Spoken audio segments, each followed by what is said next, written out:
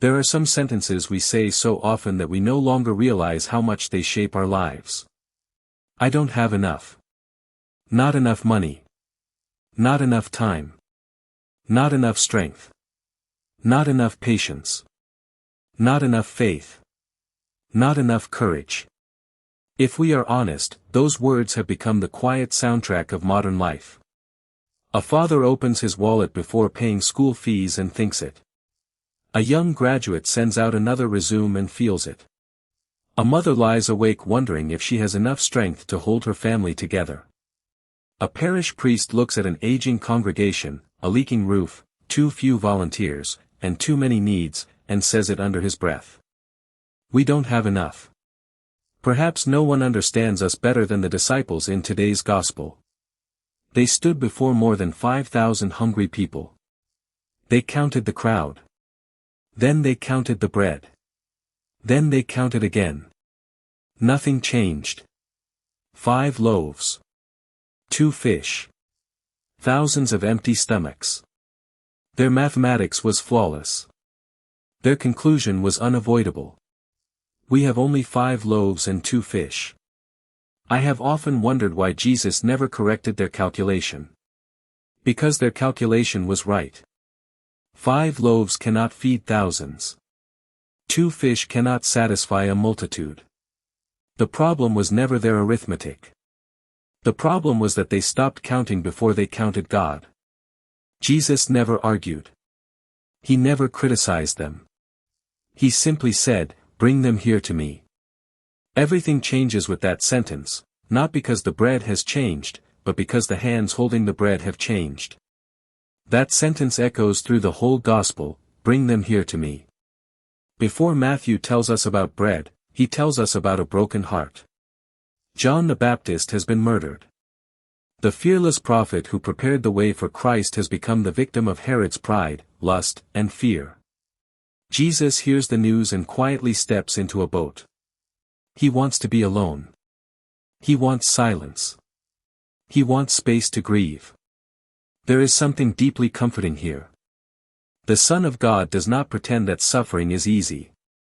He does not hide his humanity behind his divinity.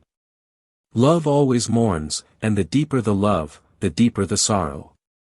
If you have ever stood beside the bed of someone you loved, buried a parent, watched your dreams collapse, or sat outside an ICU praying for a miracle, Jesus understands. He has stood where you stand. Yet something extraordinary happens. The crowds discover where he is. His grief is interrupted. His solitude disappears. His plans collapse. Most of us would have whispered, "Please, not today." Instead, Matthew simply writes, "He had compassion on them." That sentence has stayed with me all week. Most of us become smaller after suffering. Jesus became larger. Pain usually turns us inward, it made Jesus look outward. His broken heart became the doorway through which compassion entered the world.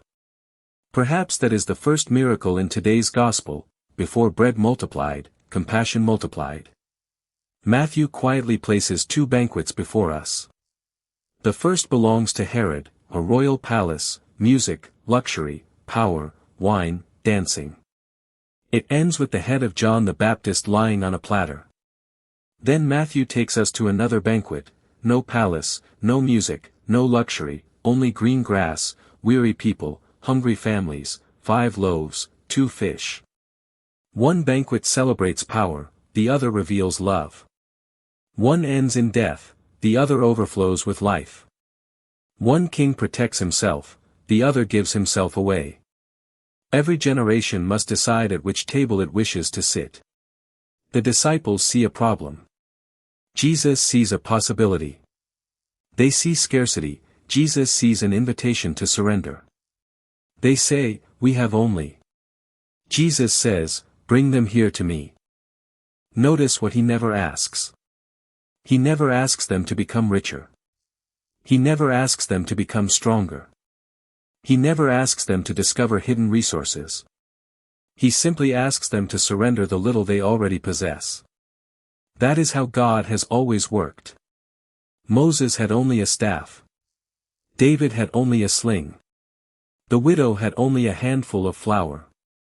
Mary had only her yes. The disciples had only 5 loaves and 2 fish. God has never asked us for what we do not have. He has always asked for what we refuse to surrender. Perhaps that is why this gospel makes us uncomfortable, because our excuses sound so reasonable. I'm too busy. I'm too old.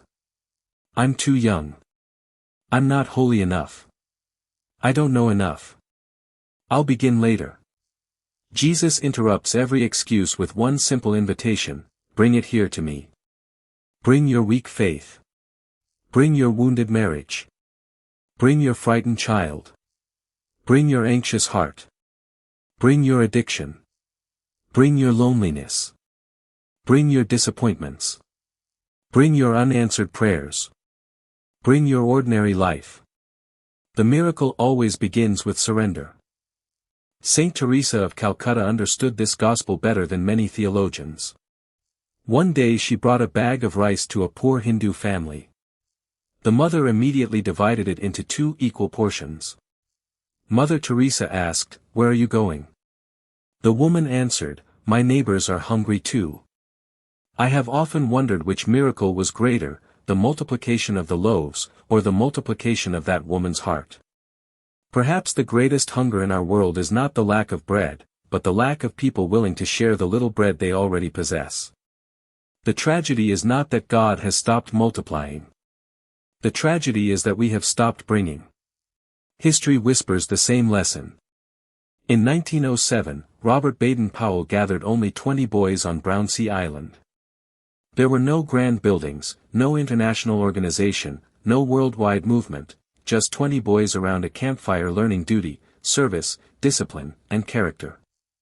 No one imagined that this tiny beginning would grow into the Scout movement that would shape millions of young people around the world.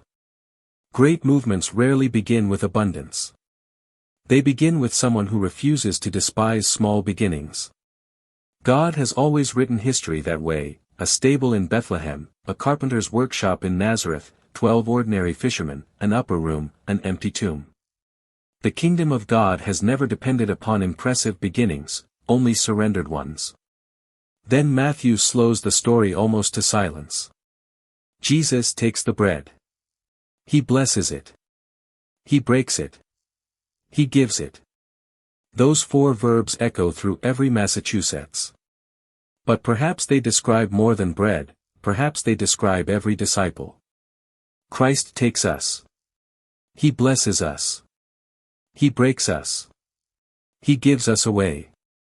We all want the blessing. Very few of us welcome the breaking.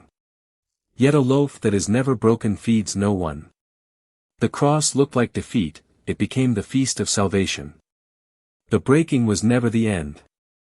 The breaking was the beginning of abundance.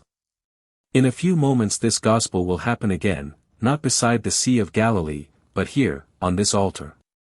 You will not bring 5 loaves and 2 fish. You will bring something far more precious: your week, your work, your hidden tears, your disappointments, your victories, your fears, your hopes, your family, your ordinary life. Place them all into the hands of Christ. Do not wait until your faith becomes stronger. Do not wait until your life becomes perfect. Do not wait until you have more to offer. Christ has never asked for what you do not have. He asks only for what is already in your hands. Bring them here to me. Let him take them. Let him bless them. Do not be afraid if he breaks them, because whatever is broken in the hands of Christ is never destroyed. It is transformed. It is multiplied. But the gospel does not end at this altar. It begins here. Jesus never said, "Keep the bread." He gave it to the disciples, and the disciples gave it to the people. The Eucharist is never meant to stop with us. It must pass through us. Look carefully at our world. Every day it is breaking people. Children are broken by violence. Families are broken by division. Young people are broken by addiction. The poor are broken by injustice. The elderly are broken by abandonment. The lonely are broken by indifference. The refugee is broken by war. The unborn are denied the chance to live. The forgotten are broken by a society that no longer sees them. The world knows how to break people, but it breaks them to destroy them. Christ also breaks. He breaks bread. He breaks himself upon the cross. But his breaking is never destruction, his breaking is always life. The world crushes, Christ nourishes. The world wounds, Christ heals. The world throws away, Christ gathers the fragments so that nothing may be lost. That is the difference between the kingdom of Herod and the kingdom of God. One breaks to destroy. The other breaks to save. Perhaps today Jesus is asking something much greater than, bring your 5 loaves. Perhaps he is saying, bring them here to me. Bring the child who has lost hope. Bring the elderly person who has no one to visit. Bring the neighbor who has stopped believing. Bring the family that has fallen apart. Bring the young person trapped in addiction. Bring the poor. Bring the forgotten. Bring those whom the world has already broken. Bring them here to me. Because once they reach his hands, brokenness becomes blessing. Scarcity becomes abundance. Fear becomes faith. Wounds become witnesses. Death gives way to life. So when you come forward for Holy Communion today, do not come empty-handed. Bring your 5 loaves. Bring your 2 fish. Bring your broken heart. And do not come alone. Bring someone in your prayer. Bring someone in your compassion. Bring someone in your forgiveness. Bring someone in your service. For the church exists for one reason, to keep bringing people into the hands of Jesus. Because in those hands, nothing offered in love is ever wasted. Nothing surrendered in faith remains small. Nothing broken by Christ remains broken forever.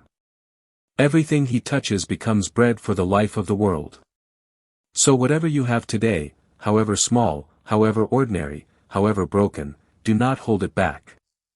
Hear again the voice of Jesus echoing across the centuries, echoing into this church, echoing into your heart. Bring them here to me. Amen.